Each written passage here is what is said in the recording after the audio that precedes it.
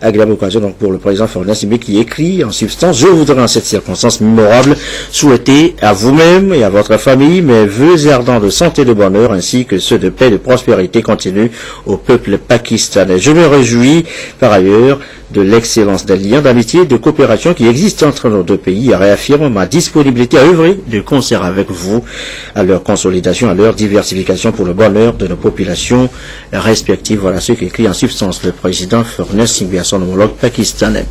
Nous partons donc ce soir pour Badja dans la V, à Vétorou dans la Goût. Les deux localités ont vu lancer ce lundi des projets de développement. Une ferme avicole à Badja, une usine de transformation et de production de l'huile de palme à Vétorou. C'est le chef de l'État qui a posé la première pierre sur les deux sites. À ses côtés, le groupe Kalian, reportage signé Edem Soussoupo. Nous reviendrons tout à l'heure sur le sujet. Mission Tové maintenant. Mission Tové, c'est l'une des destinations ce soir. Mission Tové dans le Ziol qui a vu également célébrer hier dimanche l'apothéose de la journée mondiale de l'eau. Le président Faure Gnassingbé y était. Les partenaires financiers et techniques aussi. Reportage signé Patrice Bocon.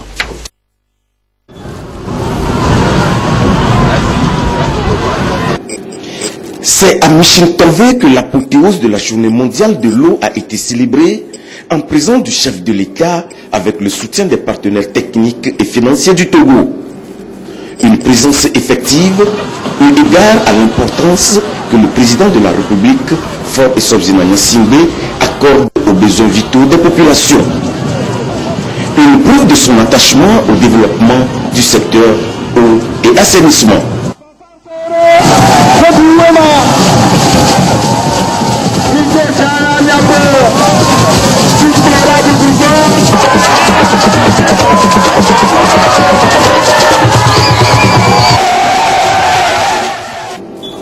L'apparition des changements climatiques, l'accroissement de la demande émanant de l'agriculture, des industries et des villes pour une ressource non renouvelable précipite une crise de l'eau qui ne pourra être jugulée que grâce à l'établissement d'une planification de politique globale et transversale. D'où cet appel de l'ambassadeur de l'Union européenne au Togo de perpétuer ensemble le travail afin d'offrir davantage de l'eau aux populations et pour le développement agricole. Quand on pense au Togo, si on voit que, outre les grands progrès faits ces dernières années dans l'accès à l'eau potable pour la population, l'objectif des millénaires qui va mesurer les efforts en 2015 va montrer que nous devons continuer à travailler ensemble pour vraiment arriver à offrir à tous les Togolais cet accès. Mais la croissance économique impose aussi d'autres défis qui n'existaient pas avant. Parce que quand on parle de l'accès à l'eau, on s'est concentré sur l'eau de la consommation.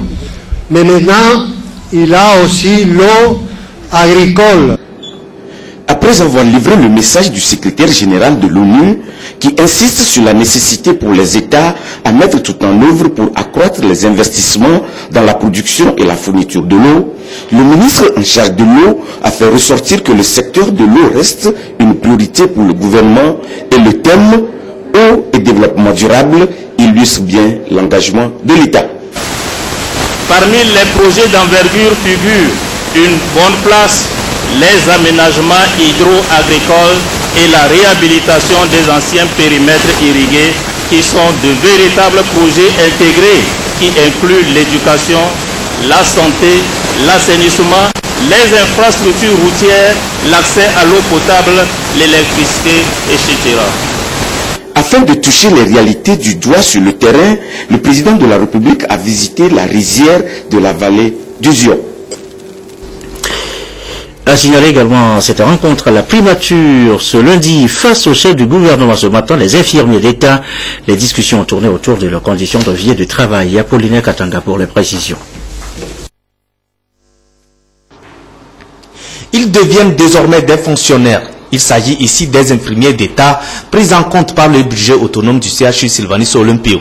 Et c'est le chef du gouvernement qui, au cours de cette rencontre avec ces infirmiers d'État, leur a annoncé la bonne nouvelle. Votre situation est particulière. J'ai demandé que ce soit seulement des agents qui sont sur le budget autonome du CHU Sylvain Sobouké. Pour plusieurs raisons. La première qui est essentielle, c'est que nous prévoyons pour les prochains mois concours permettant de recruter encore un peu plus d'argent qui sont sur le budget autonome, de manière à soulager ces budgets et à faire en sorte que les payer le salaire, ils s'occupent de la vocation qui est la leur, c'est-à-dire celle de mettre à disposition du personnel les moyens matériels dans les banques, dans les services d'urgence, dans les laboratoires pour pouvoir travailler. Alors si nous arrivons à faire ça, et que le budget de l'État arrive à prendre en charge ceux qui sont aujourd'hui très nombreux, parce que vous êtes plus nombreux dans le temps sur le budget que les agents de la fonction publique. Et si on arrive donc à soulager ces centres de santé, ces structures de soins, alors nous pourrons nous assurer que la subvention que l'État donne chaque année, plus ce que génère la structure elle-même, en prenant en charge un certain nombre de malades, ce que la structure génère, peut nous aider à avoir des moyens pour équiper les laboratoires, les blocs et tout ça. Alors voilà l'intérêt de la démarche. J'ai souhaité vous rencontrer, vous parler à l'avance parce que vous étiez sur le budget autonome. Donc, vous deviendrez des agents de l'État. Il y a une période probatoire maintenant pour devenir totalement fonctionnaire. Mais vous devez savoir aussi que nous faisons cet effort, c'est parce que nous avons besoin de vous. Nous avons besoin de vous, ça veut dire quoi? Ça veut dire qu'il faut que nos structures fonctionnent tout le temps. Il faut que nos services de santé soient en mesure de prendre en charge les malades à tout moment.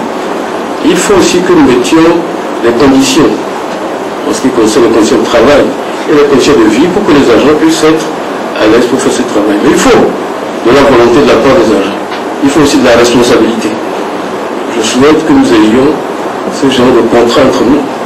Notre devoir en tant qu'État, en tant que gouvernement, c'est de continuer à faire des efforts pour améliorer vos conditions de vie et de travail, mais c'est de mettre aussi à la disposition des structures où vous travaillez les moyens permettant de faire le travail. Comme je le dis, je ne peux pas comprendre que les agents de santé soient en situation de vivre un peu plus décemment chaque année, mais que chaque année les conditions de travail, parce que le matériel faisait défaut, les conditions matérielles diminuent en qualité, et donc voilà, c'est un effort qu'il faut équilibrer. Il y a quelques jours, samedi dernier, le chef de l'État a inauguré un centre médico-social à Golgoi. Il faut qu'on ait du matériel, il faut qu'on ait des agents. Si nous avons des agents, nous n'avons pas de matériel, ça c'est rapport à cet hôpital-là. Les infirmiers d'État ont pleinement adhéré à la décision du gouvernement qui vient alléger le poids de la masse salariale du centre hospitalier universitaire Sylvanus Olympio. Compte tenu du fait que cette structure se charge beaucoup des problèmes de salaire et n'arrive pas à faire face à ces problèmes, il fallait voir dans quelle mesure il faudrait augmenter c'est-à-dire diminuer, alléger la masse salariale qui dérangeait beaucoup plus la structure. Donc en engageant beaucoup plus les infirmiers qui étaient sur le budget autonome du centre, donc aujourd'hui qui vont être pris en charge par le budget général, la fonction publique. En clair, toutes ces mesures prises par les autorités visent à améliorer les conditions de vie et de travail des praticiens hospitaliers et permettre bien évidemment aux structures sanitaires de jouer véritablement et pleinement leur rôle. La semaine de l'emploi, ça y est, c'est parti. Quelle formation pour quel emploi? Thème de référence tout au long de cette semaine. Exposition, conférences, émissions, radio, télévision aideront à voir plus clair dans nos formations, dans nos métiers. C'est le Premier ministre qui a présidé la cérémonie d'ouverture tout à l'heure. Nancy Tchana, Arnaud Kidou. Monsieur le Premier ministre. Une semaine dédiée à l'emploi au Togo. C'est la manifestation de la détermination des autorités togolaises à résorber le chômage et le sous-emploi en facilitant l'insertion des jeunes sur le marché de l'emploi. Pour cette troisième édition, les opportunités seront également offertes aux primo-demandeurs d'emploi de s'informer sur la problématique et les niches d'emploi disponibles dans les entreprises. Le constat unanimement décrié se résume à la faiblesse des passerelles entre les structures de formation et les apprenants, les organes d'encadrement et les entreprises publiques ou privées de recrutement.